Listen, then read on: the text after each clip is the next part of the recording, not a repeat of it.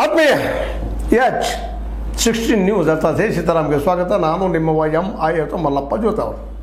ಆತ್ಮೀಯರು, 8ನೇ ದಿನಕ್ಕೆ ಇವತ್ತೇನಾದರೂ ಸರ್ಕಾರ ಮುಂದೆ ಬಂದ ನಮ್ಮ ರೈತರ ಸಮಸ್ಯೆಯನ್ನು ಸಾಲ್ವ್ ಮಾಡದೇ ಇದ್ದರೆ ಉಪವಾಸ ಸತ್ಯಾಗ್ರಹ ಅಂತಿಮ ಹೋರಾಟ ನಮ್ಮ ರೈತರಿಂದ ದಿಟ್ಟ ಹೋರಾಟ, ಗಾಂಧೀಜಿಯವರ ಮಾರ್ಗದಲ್ಲಿ ಹೋಗುತ್ತಿರುವ ಹೋರಾಟ. ಈಗಿಬ್ಬರು ಬಂದು ಹೋದರು. ಸರ್ಕಾರದ ಪರವಾಗಿ ನಮ್ಮ ಎಚ್ ಕೆ ಪಾಟೀಲರು, ವಿರೋಧ ಪಕ್ಷದ ಪರವಾಗಿ ವಿಜಯೇಂದ್ರ ಅವರು ಬಂದರು, ಕುಂತರು, ಭೇಟಿಯಾದರು, ಮಾತಾಡಿದರು. ಬಂದ ದಾರಿಗೆ ಸುಂಕವಿಲ್ಲ ಅಂತ ಹೋದ್ರು. ಯಾಕೆ ಹೋದರು? ಯಾಕಂದ್ರೆ ರೈತರು ಬುದ್ಧಿವಂತರಾಗಿದ್ದಾರೆ, ಹಳೆಯ ಪಾಠಗಳಿಂದ ಕಲ್ತಿದ್ದಾರೆ. ಇವತ್ತು ಹೊಸ ಪಾಠವನ್ನು ಸ್ವಚ್ಛ ಹೇಳಿಬಿಟ್ರು ನಮ್ಮ ಎಚ್ ಕೆ ಪಾಟೀಲ್. ಇಲ್ಲರಿ, ಅವ್ರು ಕರೆದ್ರು, ಬರ್ರಿ ಚರ್ಚೆ ಮಾಡೋಣ ಅಂತೇಳಿ.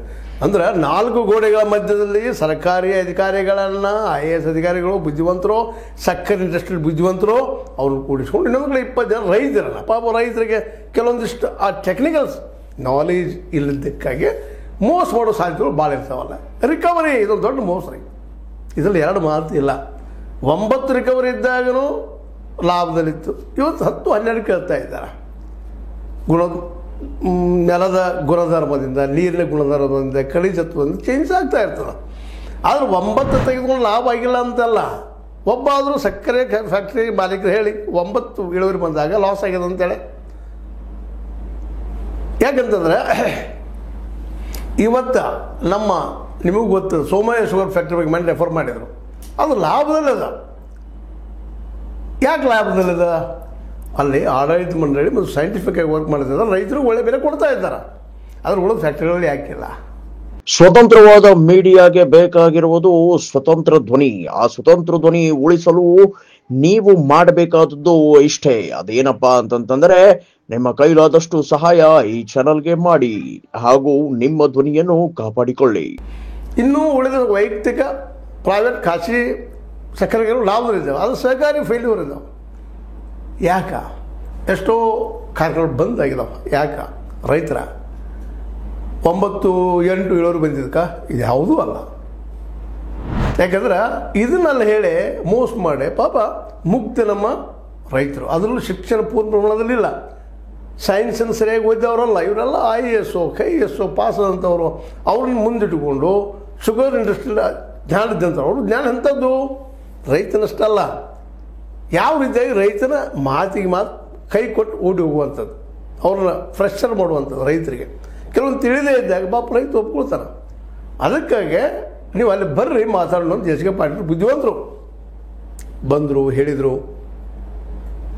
ಅದಕ್ಕೆ ರೈತರು ಭಾಳ ಜಾಣತಂತ ಹೇಳಿದರು, ಇಲ್ಲಪ್ಪ ಇಲ್ಲೇ ಬರಲಿ, ಕರೆಕ್ಟ್ ಅನ್ನೋದು ಓಪನ್ ಆಗಿ ಬಂದು ಹೇಳಿ 4 ಜನ ರೈತರ ಮುಂದೆ.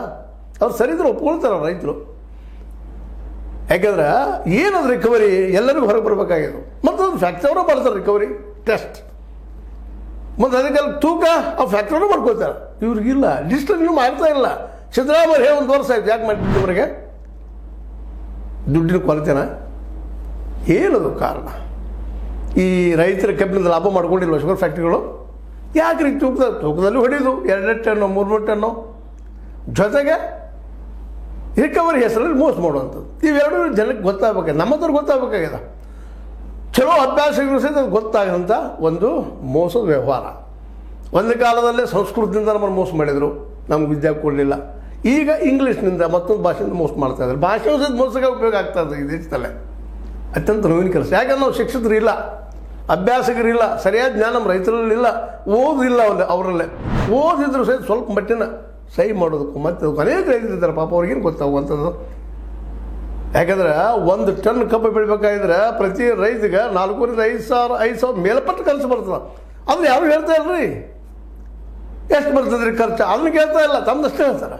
ಇಳುವರಿ ಬರೋದಿಲ್ಲ ರೀ, ಲಾಭ ಆಗೋದಿಲ್ಲ ಅಂತೇಳಿ. ನಾ ಯಾಕೆ ಈ ಮಾತನ್ನು ಹೇಳ್ತಾ ಇದ್ದೀನಪ್ಪ ಅಂದ್ರೆ, ರೈತರ ಮುಗ್ಧತೆಯನ್ನು, ರೈತರ ಅಜ್ಞಾನವನ್ನು ದುರುಪಯೋಗ ಮಾಡ್ಕೊಳ್ತಾ ಬರ್ತಾ ಇದ್ದಾರೆ ಇವರೆಲ್ಲ. ಅದಕ್ಕೆ ಓಪನ್ ಆಗಿ ಬಂದು ಡಿಸ್ಕಸ್ ಮಾಡಿಲ್ಲ. 4 ಕಡೆ ಬರ್ರಿ, ನೀವು 20 ಮಂದಿ ಬರ್ರಿ, ನಾವು 20 ಮಂದಿ ಇರ್ತೀವಿ. ಮತ್ತು ದೆಹಲಿಯಲ್ಲಿ ಇದನ್ನ ಮಾಡಿದರು ನಮ್ಮ ಮೋದಿ ಸಾಹೇಬರು. ಹಾಗೆ ಮೀಟಿಂಗ್ ಮೇಲೆ ಮೀಟಿಂಗ್, ಮೀಟಿಂಗ್ ಮೇಲೆ ಮೀಟಿಂಗ್, ಮೀಟಿಂಗ್ ಮೇಲೆ ಮೀಟಿಂಗ್. 750ಕ್ಕೂ ಹೆಚ್ಚು ಜನಲ್ಲೇ ರೈತರು ಸತ್ತು ಹೋದರು. ಇವತ್ತು ಅದ್ರ ಬಗ್ಗೆ ಒಂದು ಸಣ್ಣ ಸಿಂಪತಿ, ಹೌದು ತಪ್ಪಾಯಿತು ಅನಿಸಲಿಲ್ಲ ಅವರಿಗೆ.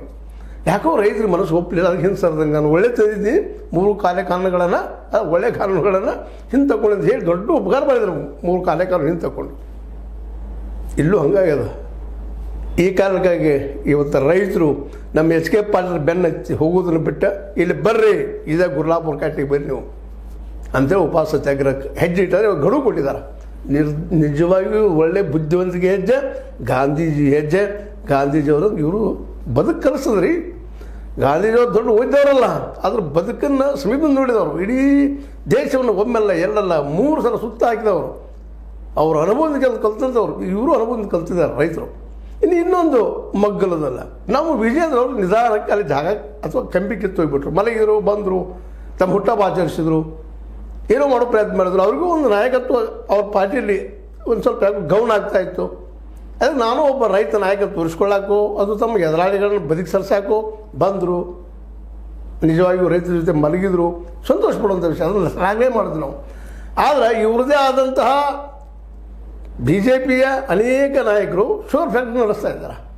ಅವ್ರಿಗಳಿಂದ ಯಾಕೆ ಇವರು 3,500 ಮಾಡಿಸ್ಬಾರ್ದು ಅಂದ ತಕ್ಷಣ ಅಲ್ಲಿಂದ ಕಂಬಿ ಕಿತ್ತರು. ಸಾವಕಾಶ ಉಗ್ರ ಹೋರಾಟ ಮಾಡ್ತೀವಿ ಸ್ಟೇಟ್ಮೆಂಟ್ ಕೊಟ್ಟರು, ಹೇಳಿದ್ರು. ಎಚ್ ಕೆ ಪಾಟೀಲ್ ಬಂದರು, ಡಿಸ್ಕಷನ್ ಮಾಡಿ ಬರ್ರಿ ಅಂತ ಹೇಳಿದರು.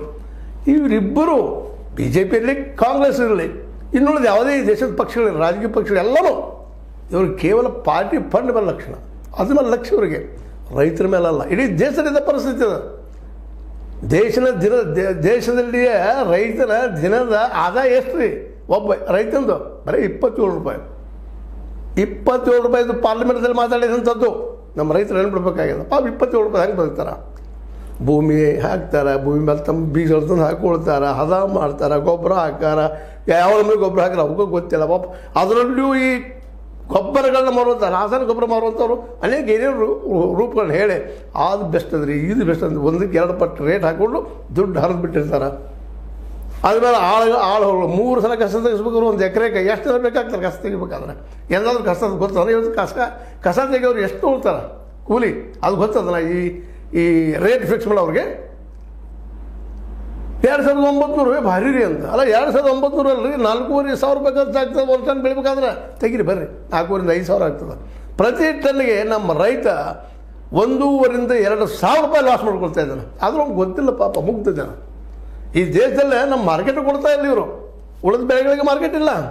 ಅದು ಕಾನೂನು ಮಾಡ್ತಾ ಇಲ್ಲ ನಮ್ಮ ಮೋದಿಯವರು ಮತ್ತು ಇವರು ನಮ್ಮ ಸಿದ್ದರಾಮಯ್ಯನವರು ಅದ. ಇದು ನಮ್ಮ ಕನ್ಕರೆಂಟ್ ಲಿಸ್ಟ್ ಆಗೈತೆ ಅಗ್ರಿಕಲ್ಚರ್, ಎರಡಕ್ಕೂ ಬರ್ತಾವೆ. ಯಾಕೆ ರೂಲ್ಸ್ ಮಾಡಿ ಬರ್ತಪ್ಪ? ಸಿದ್ದರಾಮಯ್ಯರು ಯಾಕೆ ಮಾಡಲಿಲ್ಲ ಅಂದರೆ ಕಾಂಗ್ರೆಸ್ ಮತ್ತು BJP ಇಬ್ಬರು ಒಂದೇ ನಾಣ್ಯದ 2 ಮುಖಗಳು. ನಾವು BJPಯಿಂದ ಏನೋ ಆಯ್ತು ತಿಳ್ಕೊಂಡಿದ್ವಿ, ಅದಕ್ಕೆ ನಾವೆಲ್ಲರೂ 9ರಿಂದ ಆರಿಸ್ತಂದ್ವಿ 2014.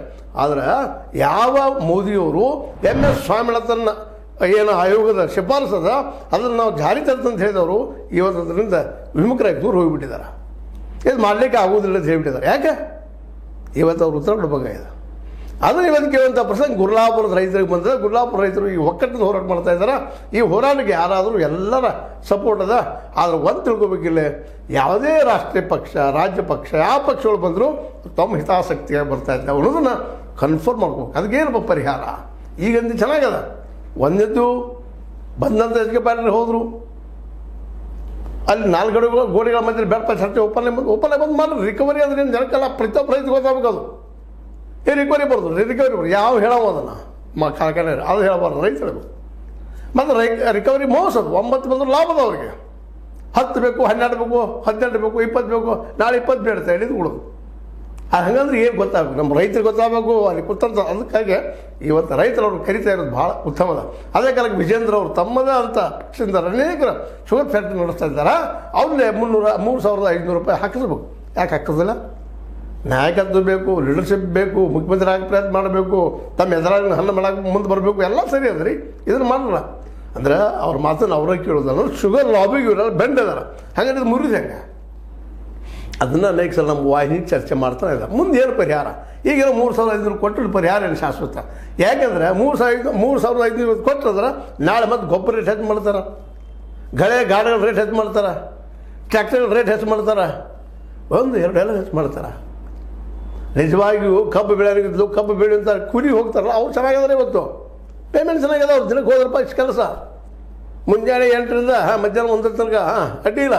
ಅಂದ್ರೆ ಅಷ್ಟು ಸಹಿತ ಪಾಪ ಬೀಳ್ತಾ ಇಲ್ಲ. ಕೂಲಿಕಾರ ಕೊಡದೆ ತಪ್ಪಂತ ಅನ್ನೋದಿಲ್ಲ, ಅಷ್ಟು ವರ್ಕ್ ಇರ್ತದೆ ಇಲ್ಲ ಅಂತಲ್ಲ, ಆದರೆ ಅವ್ರಿಗಿಂತ ಕಡಿಮೆ ನಮ್ಮ ರೈತಗೆ ಬರ್ತಾ ಇದೆ. ಕಬ್ಬು ಹಾಕಿದಂಥ ರೈತಗೆ 2009 ಕೋಟಿ ನಾವು ಏನು ಮಾಡಿದಪ್ಪ, ಲಾಸ್ ಆಗಿವಿ, ಇನ್ನೂ ಸಾಲ ಆಗೈತೆ ಅಂತೇಳಿ ನಮ್ಮ ಏನು ಸೌದಿಯವ್ರು ಹೇಳ್ತಾ ಇದ್ದಾರೆ. ಇದರಲ್ಲೇ ಎಲೆಕ್ಷನ್ ಚುನಾವಣೆ ಸಂದರ್ಭದಲ್ಲಿ ಹೇಳಿದ್ದಾರೆ ಅದನ್ನು. 2009 ಕೋಟಿ ಸಾಲ ಆದಂತೆ, ಅದಕ್ಕೆ ಸಾಲ ಹರಿದ ಬಗೆಹರಿಸಿದ ಕೋಟಿ ಇಲ್ಲ, ದೊಡ್ಡ ವಿಷಯ ಅಲ್ಲ ಅಂತೇಳಿ ನಾವು ಹೇಳೋದು ಇಷ್ಟೇ ಇಲ್ಲ.